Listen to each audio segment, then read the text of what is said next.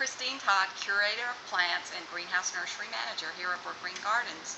Today we're at the horticulture complex called the Lashcott Horticulture Complex in the greenhouse.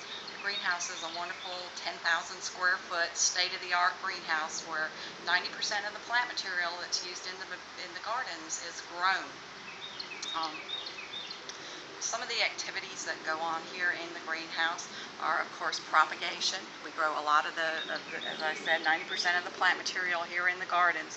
Right here, we have some coleus that we grew vegetatively. And what that means is that these were plants that were grown from cuttings from existing plants here in the greenhouse. And the other way that we grow a lot of plant material is from seed. If I could show you over here, I can show you a tray of plants that was grown from seed. This is a salvia. This is Salvia coccineus, snow nymph, and grown from seed with the help of our wonderful volunteers.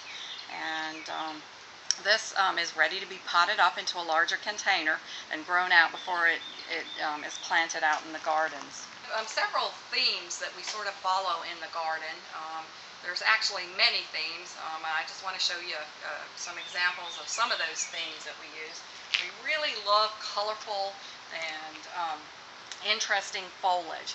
And so this group of plants right here sort of demonstrates that theory. You know, of course, the coleus that we looked at before.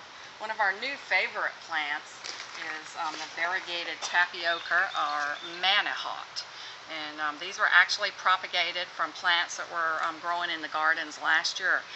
We have found it to be sort of a hard plant to propagate, but we are figuring it out, and we've got a great crop to plant. I think people are going to really enjoy that this summer.